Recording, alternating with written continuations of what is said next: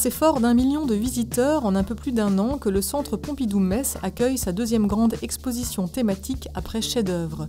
Depuis le 12 septembre, la Grande Nef et la Galerie 1 ont des allures de labyrinthe.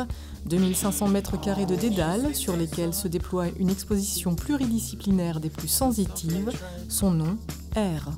En fait, on a souhaité, avec Guillaume Desanges, le commissaire associé de cette exposition, se pencher sur le labyrinthe, qui est sans doute une des plus grandes énigmes de l'humanité.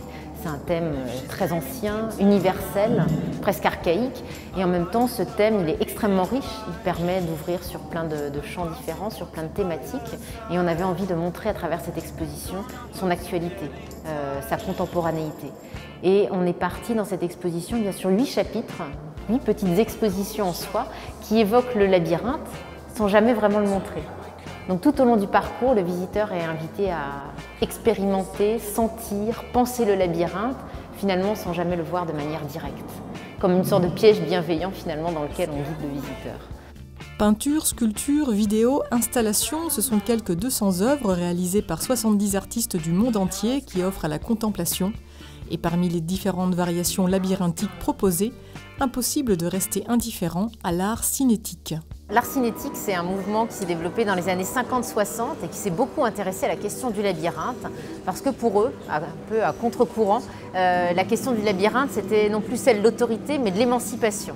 Et ils ont proposé des espaces, des parcours dans les musées, dans l'espace public, où le labyrinthe était autant finalement de territoire d'expérience, d'interaction avec le visiteur, avec des plafonds qui descendent, des murs qui bougent, des flashs de lumière, etc. Et des projets qui sans cesse bouleversent notre perception et joue sur le rapport directement visuel et optique de l'art. Figure majeure de l'art cinétique, l'Argentin Julio Leparc, dont les œuvres lumineuses, dans tous les sens du terme, invitent à la méditation. C'est un travail fondé sur très peu de moyens. On pourrait presque faire un Julio Leparc chez soi, sauf qu'il a une maîtrise incroyable de l'espace. Ce sont des petits morceaux, des lamelles d'aluminium, de miroirs, de plexiglas, qui sont en mouvement permanent. Et la lumière vient raser sur ces éléments et complètement jouer avec les mouvements, les réflexions, et on est pris dans un tourbillon de lumière assez magique. Vous êtes invité à vous perdre dans les couloirs d'R jusqu'au 12 mars 2012 au Centre Pompidou-Metz.